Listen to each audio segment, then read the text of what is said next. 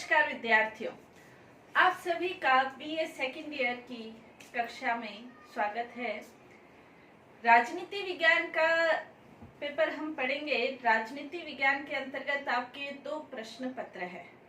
पहला जो प्रश्न पत्र है वो है प्रमुख राज्य व्यवस्थाएं, और जो दूसरा प्रश्न पत्र है वो है भारतीय राजनीतिक व्यवस्था, भारतीय राज्य व्यवस्था। इसके अंतर्गत हम जो पढ़ेंगे उसका क्या सिलेबस है और उसका कैसे प्रश्न पत्र बनता है उसके बारे में आज हमारी पहली क्लास है। और यदि आप डेली क्लास अटेंड करते हैं, डेली सुनते हैं, तो आपको जो अभी कोविड के कारण ऑनलाइन क्लासेज है तो उसका आपको वैसे ही बेनिफिट होता है जैसे आपकी ऑफलाइन क्लास में आपको डेली जो क्लास अटेंड करते हैं जिन बच्चों को होता है वैसे ही आपको ये बेनिफिट मिलेगा। तो मेरी आप सभी विद्यार्थियों से ये आशा है, विश्वास है कि आप सभी डेली अपनी क्लास अटेंड करेंगे और बेनिफिट लेंगे। घर बैठे कहीं पर भी आप क्लास अटेंड कर सकते हैं। तो आज हमारी क्लास की शुरुआत हम करते हैं कि राजनीति विज्ञान के अंतर्गत बीए पार्ट सेकंड के अंतर्गत पॉलिटिकल साइंस में जो प्रथम प्रश्न पत्र है, फर्स्ट जो पेपर है, उसका सिलेबस क्या है। जब सिलेबस एक बार हमारे दिमाग में आ जाता है तो हम थोड़ा सा उसके बारे में एक जिज्ञासु प्रवृत्ति उत्पन्न हो जाती है, क्योंकि पढ़ने के लिए जिज्ञासु प्रवृत्ति बहुत आवश्यक है और एक जिज्ञासा उत्पन्न होती है कि फर्स्ट पेपर में क्या क्या चीजें हमें पढ़ने को मिलेगी। तो फर्स्ट पेपर के अंतर्गत जैसे इसके नाम से ही स्पष्ट है, प्रमुख राज्य व्यवस्थाएं। प्रमुख राज्य व्यवस्थाओं के अंतर्गत किन किन देशों की राज्य व्यवस्थाएं, यानी कि किन किन देशों के अंतर्गत जो संविधान है उसके अंतर्गत वो संविधान क्या है, कैसे है, इसके बारे में हम अध्ययन करेंगे। भारत की जो शासन व्यवस्था है वो भारतीय संविधान के अंतर्गत चलती है। इसका अध्ययन हम सेकंड प्रश्न पत्र में सेकंड पेपर के अंतर्गत करेंगे। भारतीय राज्य व्यवस्था यानी कि भारतीय संविधान क्या है उसके बारे में डिटेल में अध्ययन करेंगे सेकंड पेपर में। फर्स्ट पेपर के अंतर्गत प्रमुख जो देश है उसके बारे में हम अध्ययन करेंगे। तो इन प्रमुख देशों के अंतर्गत किन किन देशों के संविधानों का हम अध्ययन करेंगे। तो इसके अंतर्गत जैसे ब्रिटेन का संविधान है, अमेरिका का संविधान है, स्विट्जरलैंड का संविधान है, चीन का संविधान है और फ्रांस का संविधान है। इन विभिन्न जो संविधान है उसके बारे में हम अध्ययन करेंगे। ये जो संविधान है, पांचों ये जो देश है, इन संविधानों का जो वर्णन है, हर एक के संविधान की अपनी अपनी अलग अलग विशेषता है। जैसे ब्रिटेन का संविधान है तो ब्रिटेन का संविधान संसदात्मक जो संविधान है उसका प्रमुख उदाहरण कहा जा सकता है। ऐसे ही अमेरिका का जो संविधान है वो संघात्मक शासन व्यवस्था का प्रमुख उदाहरण कहा जा सकता है। इसी प्रकार जैसे स्विट्जरलैंड का जो संविधान है वो प्रत्यक्ष लोकतंत्र का प्रमुख उदाहरण कहा जा सकता है। जो फ्रांस का संविधान है, फ्रांस का संविधान, जैसे फ्रांस के संविधान को राजनीति विज्ञान के अंतर्गत विभिन्न संविधानों की प्रयोगशाला कहा जाता है। तो सभी का जो मिश्रित रूप है, अध्यक्षात्मक, संसदात्मक, संघात्मक, राजतंत्रात्मक, लोकतंत्रात्मक, इन संविधानों का जो मिश्रित रूप है वो फ्रांस का संविधान हम कह सकते हैं। ऐसे ही चीन का जो संविधान है, चीन को जैसे इसकी साम्यवादी क्रांति के पहले एशिया का रोगी कहा जाता था, इसको तरबूज की संज्ञा कही जाती थी, लेकिन साम्यवादी क्रांति के बाद चीन ने अपना एक संवैधानिक विकास करते हुए आज एक कहीं न कहीं महाशक्ति का रूप उसने ग्रहण कर लिया है। तो ये सभी कहीं न कहीं शासन व्यवस्था के आधार पर आधारित होते हैं। तो इन सभी संविधानों, देश के विभिन्न देशों के संविधानों के बारे में हम अध्ययन करेंगे। जैसे ब्रिटेन, सबसे पहले ब्रिटेन का संविधान। तो ब्रिटेन के संविधान के अंतर्गत सबसे पहले इसकी जो विशेषता है, संविधान की क्या विशेषताएं हैं, इसके बारे में हम अध्ययन करेंगे। विभिन्न देशों के जो संविधान है वो लिखित रूप में मिलते हैं। भारत का संविधान भी लिखित है, लेकिन ब्रिटेन के संविधान की सबसे प्रमुख विशेषता उसका विकसित स्वरूप है। ब्रिटेन का जो संविधान है विकसित रूप में हमारे सामने आया है, उसका डिटेल में हम अध्ययन करेंगे। इसके अलावा इसके अभिसमय कन्वेंशन जो है, अभिसमय जो है, यानी कि ब्रिटेन के अंतर्गत लिखित रूप में कुछ चीजें नहीं लिखी हुई है, बल्कि परंपराओं के अनुसार वो अस्तित्व में आ गई है और इन परंपराओं के अनुरूप ही शासन व्यवस्था का संचालन होता है। जैसे ब्रिटेन के अंतर्गत ये परंपरा स्थापित हो गई है कि बहुमत दल के नेता को प्रधानमंत्री पद के लिए जो सम्राट है वो आमंत्रित करते हैं, तो इस परंपरा के अनुसार ही शासन संचालित होता है। तो इसके बारे में हम अध्ययन करेंगे। राजा और मुकुट, राजा और मुकुट दोनों एक दूसरे से संबंधित है, लेकिन ब्रिटेन के अंतर्गत जो राजा या सम्राट वो एक अलग व्यक्ति है, और जो मुकुट है वो संस्था का प्रतीक कहा जा सकता है, जिसके अंतर्गत राजमुकुट के अंतर्गत सम्राट भी आ जाता है, किंग भी आ जाता है, कैबिनेट भी आ जाती है, प्रधानमंत्री भी आ जाता है और संसद भी आ जाती है। और इसीलिए कहा जाता है कि जो राजा है वो मरणशील है, यानी कि राजा की मृत्यु हो सकती है लेकिन राजमुकुट अमर है। तो राजा और राजमुकुट का जो वर्णन है वो हम पढ़ेंगे। प्रधानमंत्री, कैबिनेट, संसद, लोकसभा, लॉर्ड सभा, स्पीकर का जो पद है उसके बारे में, विधि का शासन, ब्रिटेन के अंतर्गत इसके संविधान की एक और अन्य प्रमुख विशेषता विधि का शासन भी कही जा सकती है। तो विधि के शासन यानी कि कानून की दृष्टि में सब लोग समान और कानून के समक्ष सभी व्यक्ति समान, कानून के साथ सभी का समान संरक्षण, विधि का शासन, इसके बारे में भी हम अध्ययन करेंगे। दूसरा इसके अंतर्गत अमेरिका का संविधान। अमेरिका का जो संविधान है संघात्मक शासन व्यवस्था का प्रमुख उदाहरण कहा जा सकता है। हालांकि भारत के अंतर्गत भी संघात्मक शासन व्यवस्था है, लेकिन भारत ने अपनी संघात्मक जो शासन व्यवस्था है वो अमेरिका से नहीं, कनाडा से ग्रहण की है। संसदात्मक शासन व्यवस्था जैसे ब्रिटेन का प्रमुख उदाहरण है, लेकिन भारत ने संसदात्मक शासन व्यवस्था ब्रिटेन से ग्रहण की है। वैसे संघात्मक शासन व्यवस्था भारत ने कनाडा से ग्रहण की है। ये कई बार कंपटीशन एग्जाम में पूछा जाता है, तो ये अपने को ध्यान रखना है। अमेरिका के संविधान की विशेषताओं के बारे में अध्ययन करेंगे। राष्ट्रपति, अमेरिका का राष्ट्रपति दुनिया का सबसे शक्तिशाली व्यक्ति माना जा सकता है। उसका निर्वाचन किस प्रकार से होता है?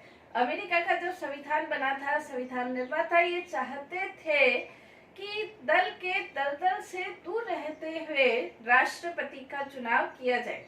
तो उसकी निर्वाचन प्रक्रिया क्या है, इसके बारे में, उसके कार्य क्या है, उसके बारे में अध्ययन करेंगे।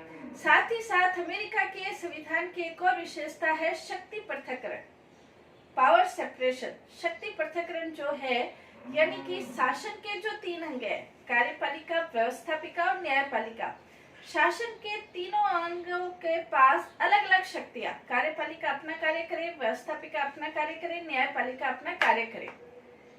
एग्जीक्यूटिव, लेजिस्लेटर और जुडिशरी, ये तीनों अपना अपना कार्य करते हुए तीनों एक दूसरे के ऊपर अवरोध और संतुलन, एक दूसरे के ऊपर नियंत्रण और बैलेंस बनाए रखे, कंट्रोल और बैलेंस बनाए रखे।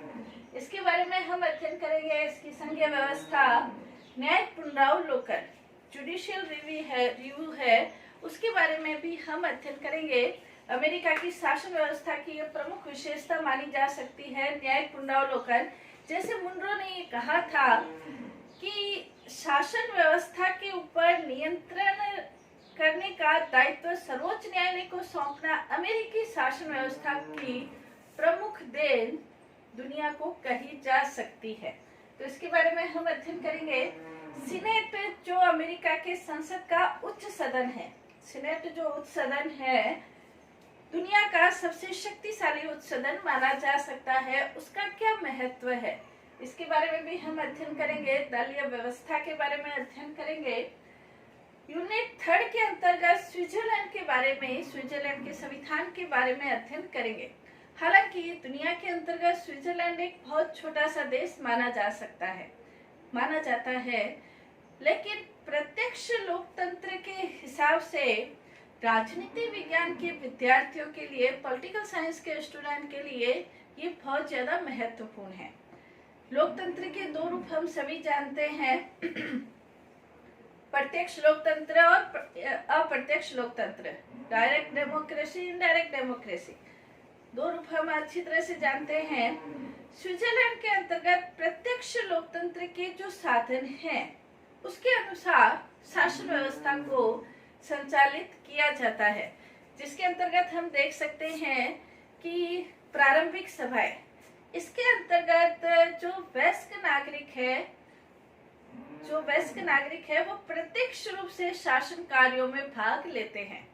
यानी कि लोकतंत्र की जो परिभाषा है, जनता के लिए जनता द्वारा जो शासन है, प्रत्यक्ष लोकतंत्र की जो परिभाषा है वो स्विट्जरलैंड के अंतर्गत चरितार्थ होती हुई हमें दिखाई देती है। इसके अंतर्गत प्रारंभिक सभाएं, यानी कि प्रत्यक्ष रूप से प्रारंभिक रूप से वयस्क नागरिक शासन कार्यों में भाग लेते हैं। दूसरा प्रत्यक्ष लोकतंत्र का जो उदाहरण कहा जा सकता है वो है जनमत संग्रह, यानी कि कानूनों को तभी लागू किया जाता है जब जनता का बहुमत उसे स्वीकार कर ले, तो जनमत संग्रह की व्यवस्था भी है। तीसरा है आरंभक, यानी कि जब कानूनों की आवश्यकता है तो जनता स्वयं कानूनों का प्रारूप बनाकर शासन के सामने प्रेषित करे, यानी कि 50,000 मतदाता किसी कानून का बनाना चाहते हैं तो उसकी आरंभ करने की जो प्रक्रिया है उसे आरंभक कहते हैं। तो इस तरह के डिटेल में हम वर्णन पढ़ेंगे स्विट्जरलैंड के संविधान के अंतर्गत भी, तो इसके बारे में हम अध्ययन करेंगे। संघीय सभा बहुल कार्यपालिका है स्विट्जरलैंड के अंतर्गत, यानी कि 7 वहां पर कार्यपालिका के सदस्य है, 7 की स्थिति समान है। बहुल कार्यपालिका क्या है उसके बारे में भी हम अध्ययन करेंगे स्विट्जरलैंड के संविधान के अंतर्गत। इसके अलावा 4th जो यूनिट है उसके अंतर्गत चीन के संविधान का हम अध्ययन करेंगे, चीनी गणराज्य का हम अध्ययन करेंगे। चीन, जैसे मैंने बताया कि एक एशिया का रोगी माना जाता था, तरबूज माना जाता था, जो महाशक्तियां है उसका फायदा उठाती थी, लेकिन साम्यवादी क्रांति के बाद धीरे धीरे चीन एक महाशक्ति की ओर अग्रसर हुआ और चीन का जो वर्तमान संविधान है, धीरे धीरे ये वर्तमान संविधान अस्तित्व में आया, चौथा संविधान कहा जा सकता है। और इसके अंतर्गत कार्यपालिका, व्यवस्थापिका, इन सब के बारे में हम अध्ययन करेंगे। और इन सब के बारे में अध्ययन करते हुए इसके अंतर्गत कुछ और संविधान की विशेषताएं हैं, जैसे लोकतांत्रिक केंद्रीयकरण। अब लोकतांत्रिक केंद्रीयकरण क्या है, तो चीनी जो लोग हैं वो ये मानते हैं कि दुनिया के अंतर्गत जो लोकतंत्र है वो वास्तविक लोकतंत्र नहीं, बल्कि उनका जो लोकतंत्र है वो वास्तविक लोकतंत्र है। केंद्रीकृत होते हुए लोकतंत्र और लोकतंत्र को केंद्रीकृत आदेशों का पालन करना, ये उनके संविधान की प्रमुख विशेषता कही जा सकती है। साम्यवादी दल की प्रमुख भूमिका, हालांकि चुनाव वगैरह सब होते हैं, लेकिन साम्यवादी दल का नियंत्रण, प्रभुत्व पूरी शासन व्यवस्था के अंतर्गत रहता है। तो चीन का संविधान क्या है, क्या इसकी विशेषताएं हैं, इसके बारे में भी हम अध्ययन करेंगे।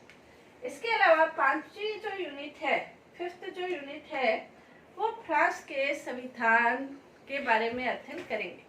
फ्रांस का जो संविधान है, फ्रांस का संविधान जब फ्रांस की राज्य क्रांति हुई थी 1789 में, उसके बाद से फ्रांस के संविधान के अंतर्गत लगातार प्रयोग होते रहे हैं और निरंतर इसके संबंध में संविधान बनते रहे और संविधानों में परिवर्तन होता रहा। फ्रांस के बारे में ये कहा जाने लगा कि हर 12 वर्ष के बाद इसमें परिवर्तन होते रहे हैं। वर्तमान जो संविधान है वो 5वां संविधान माना जा सकता है, 5वें गणराज्य का संविधान माना जा सकता है। राजनीतिक प्रयोगशाला इसके बारे में कहा जाता है। तो फ्रांस का संविधान की क्या विशेषताएं हैं, उनके राष्ट्रपति की क्या शक्तियां हैं, प्रधानमंत्री की क्या शक्तियां हैं, क्योंकि फ्रांस का संविधान अनेक बेमेल तत्वों का मिश्रण माना जाता है। तो इसके अंतर्गत फ्रांस के अंतर्गत वो किस प्रकार से कार्य कर रहा है और फ्रांस की जो दलीय व्यवस्था है वो बहुदलीय व्यवस्था मानी जाती है।